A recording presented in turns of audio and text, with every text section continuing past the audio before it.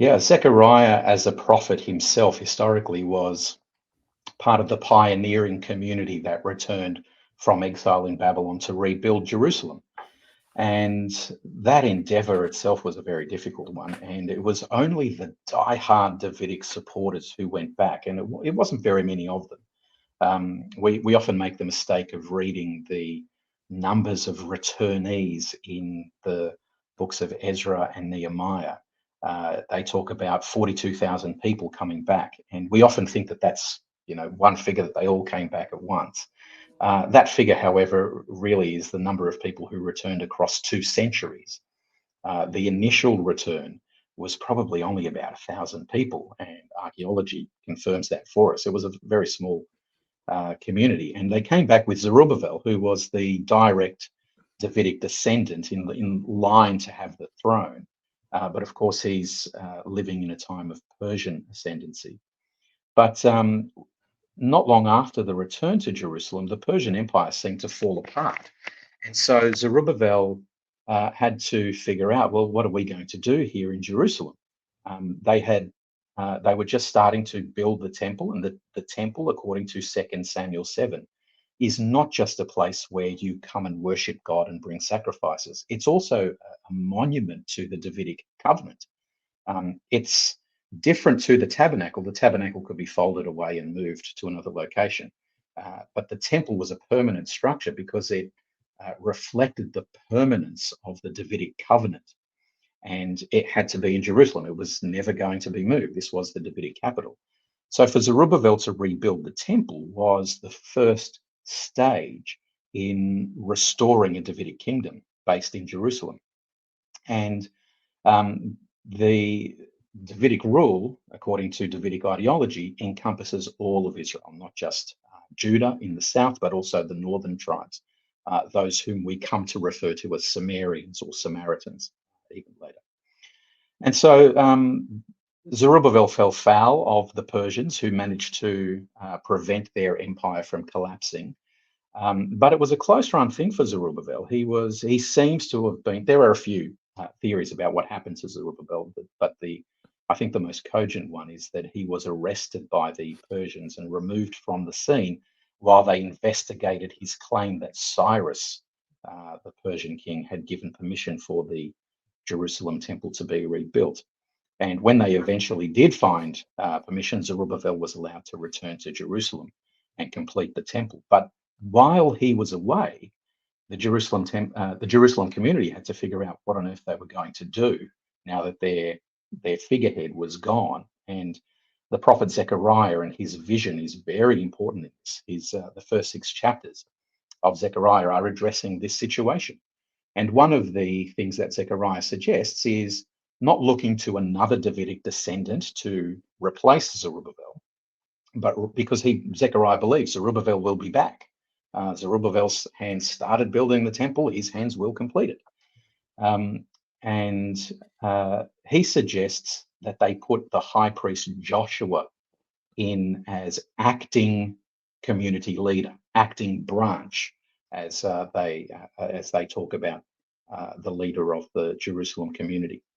And so this is the first time that a priest holds civic power, and it creates a precedent. It's never seen as a permanent thing in the book of Zechariah, because Zechariah is all about maintaining Davidic hope in the face of challenges. And so Joshua the high priest is seen as just a placeholder until Zerubbabel returns, and we know that he did. And yet we see, even in Ezra and Nehemiah, that both Zerubbabel and Joshua are given credit for the rebuilding of the Jerusalem temple. Down the track, the priests will come to hold civic power, and the Davidic descendants they're still around. We know about them from the genealogies in 1 Chronicles.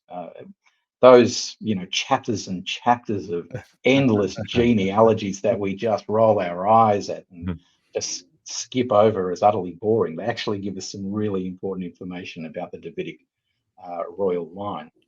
They tell us who's in the Davidic royal family down to about 300 BC. And the book of Zechariah, wants to maintain Davidic hope and the importance of a community in Jerusalem, a temple based in Jerusalem, especially in light of a later challenge when the Sumerians in the 440s BC built their own temple to Yahweh, the God of Israel, on Mount Gerizim, a location up in the north. And there was this incredible rivalry that developed. And the book of Zechariah wants to maintain people's focus on Jerusalem and Davidic hope. And it does so, right through the 4th century BC. In particular, chapters 9 to 11 focus on maintaining hope of a coming Davidic king and an attempt to reunite Israel that occurred in the 340s BC. This was the time when the Persians had momentarily lost control of the region. And once again, the people in Judah and Jerusalem had to figure out what they were going to do. And it was the governor of Samaria, the northern cousins, who came up with the idea of reuniting Israel, which is a great thing according to Torah, but reuniting Israel under Sumerian leadership and having everyone worship at the Sumerian temple on Mount Gerizim. And so Zechariah 9 to 11 is all about critiquing that attempt to reunite Israel.